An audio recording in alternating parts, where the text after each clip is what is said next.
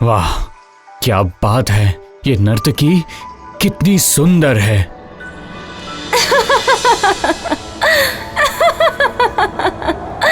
नर्तकी कमली बाई। नरेंद्र चौंक कर पीछे पलटकर देखता है कि दरवाजे के पास और एक बहुत ही सुंदर सी महिला खड़ी थी।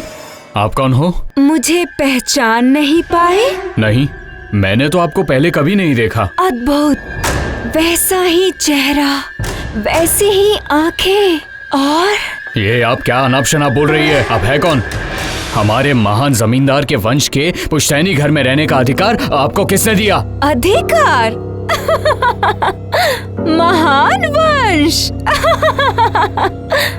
अच्छा, आइए मेरे साथ, मैं दिखाती हूँ आपको। उस महिला के पीछे पीछे नरेंद्र अचंभे से घर के अंदर वाले हिस्से की तरफ आगे चलता जाता है और बहुत दूर तक चलने के बाद वो लोग एक काल कोठरी के पास पहुंच जाते हैं। एक झलक देखते ही ये समझ में आ जाता है कि ये सजा देने का कमरा है।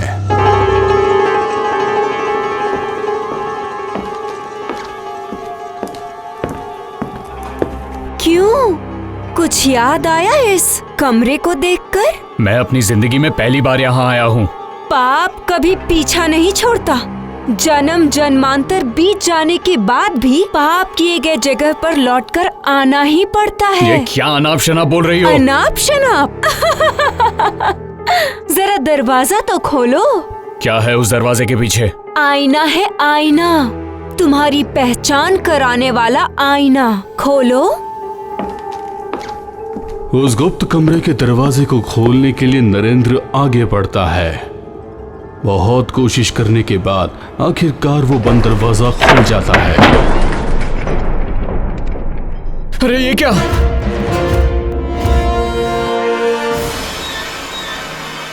उस कमरे में हजारों की संख्या में कंकाल पड़े हुए थे। क्या हुआ? अपने अतीत को देखकर डर गए क्या? नहीं, मतलब कि डरा नहीं हूँ। लेकिन ये सारे कंकाल है किसके? बदकिस्मत किसानों के हैं।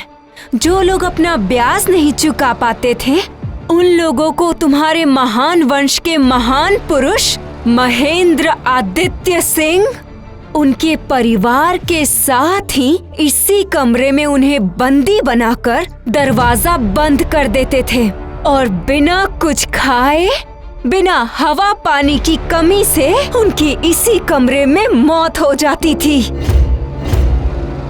जाओ जाओ, सामने जाओ, देखो कुछ सुनाई देता है या नहीं।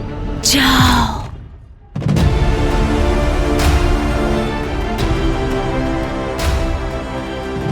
नरेंद्र मंत्र मुग्ध सा दरवाजे से आगे कमरे की ओर बढ़ता है और तभी उसे सुनाई पड़ता है। हम लोगों को जाने दीजिए। हमें छोड़ दीजिए जमींदार साहब, हमें छोड़ दीजिए, हमारा दम घुट रहा है। छोड़ दीजिए हमें, छोड़ दीजिए साहब, हमें जाने दीजिए जमींदार साहब, हमारे छोटे हमारा बच्चे दम घुट रहा है। नहीं, हमें छोड़ दीजिए जमींदार साहब, हमें छोड़ दीजिए, हमने कुछ नहीं किया है। साहब छोड़ दीजिए। नहीं नहीं नहीं नहीं नहीं, मैं अब और नहीं सुनना चाहता हूँ।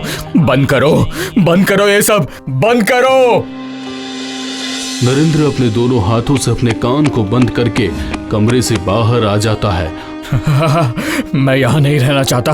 मैं यहाँ से चला जाऊंगा यहाँ से। जरूर चले जाइए, लेकिन जाने से पहले मैं आपको एक और चीज दिखाना चाहती हूँ। मेरे साथ चलो।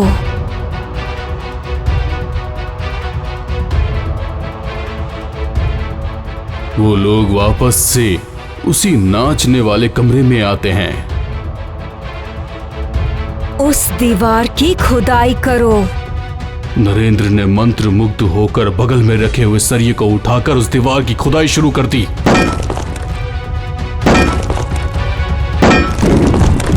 वो दीवार टूट जाती है और वहां पर भी एक कंकाल पड़ा हुआ दिखाई देता है।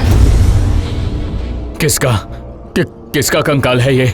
इस घर की कुलवधू प्रतिमा महेंद्र आदित्य सिंह की पहली पत्नी का इस नर्तकी कमली बाई से प्रेम हो जाने के बाद वो अपनी पत्नी को भूल चुके थे और आखिरकार उसे अपने रास्ते से हटाने के लिए उन लोगों ने प्रतिमा को मारकर उस दीवार के पीछे चुनवा दिया था।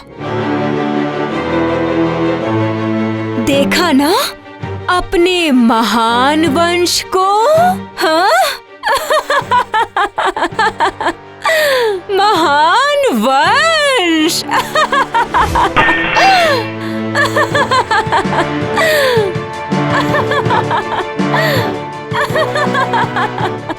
कुछ देर तक नरेंद्र वहां पत्थर की तरह खड़ा रहता है और फिर उसके मुंह से निकलता है कि आप कौन हो? मैं इस घर की कुलवधू हूँ, प्रतिमा। मरने के बाद भी मैं अपना ससुराल छोड़ नहीं पाई। लालची और दुष्ट इंसानों के हाथों से मैंने यहाँ की सभी चीजें बचा कर रखी है। सिर्फ इस कमरे में घुसने का मन नहीं होता मेरा। ये क्या बकवास कर रही हो? 150 साल से आप भूत बनकर इस घर की पहरेदारी कर रही हो। प्रतिमा आगे बढ़कर नर्तकी कमली बाई के बगल में टंगी हुई तस्वीर के ऊपर से पर्दे को हटा देती है। नरेंद्र बहुत ही आश्चर्य के साथ अवाक होकर देखता है कि जैसे वो तस्वीर उसी की हो। अरे ये क्या? ये तस्वीर तो बिल्कुल मुझसे मिल रही है। कौन है ये?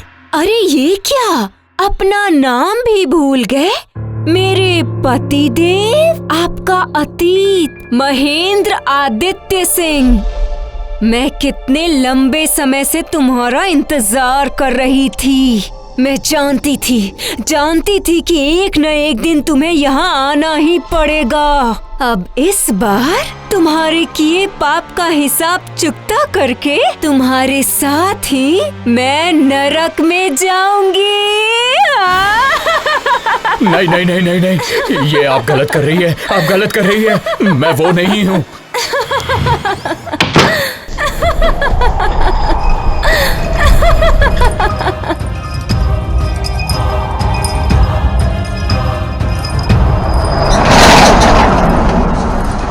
बदला लेने की भावना से प्रतिमा अपने हाथ बढ़ाती है और नरेंद्र के गले को पकड़ती है। नरेंद्र के गले पर उसकी उंगलियों के निशान पड़ने लगते हैं और नरेंद्र छटपटाने लगता है। वैसा ही व्यवहार, पहले की तरह देखने का वही पुराना अंदाज, पहले की तरह वही वासना।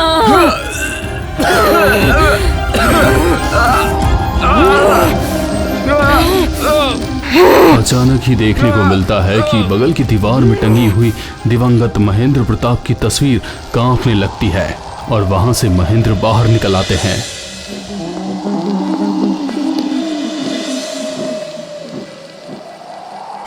प्रतिमा, उसे छोड़ दो। मेरी सजा मुझे मिल चुकी है। तुम्हें मारने के बाद मैं कभी शांति से रह नहीं पाया, इसलिए शायद तुम्हारे बगल में टंगा रहकर 150 साल से इंतजार कर रहा था कि कब मैं तुमसे ये बोल पाऊंगा कि मोह में पड़कर मैंने जो गलती की थी उसका प्रायश्चित तो मुझे करना ही पड़ेगा। प्रतिमा की दोनों आंखों की ज्वाला शांत हो जाती है। झरझर करके उसकी आंखों से आंसू गिरने लगते हैं और वो महेंद्र की ओर चल पड़ती है। महेंद्र और प्रतिमा दोनों एक दूसरे का हाथ पकड़कर हवा में गायब हो जाते हैं। एक ही पल में नरेंद्र प्रताप की वंश परंपरा और गरिमा मिट्टी में मिल जाती है।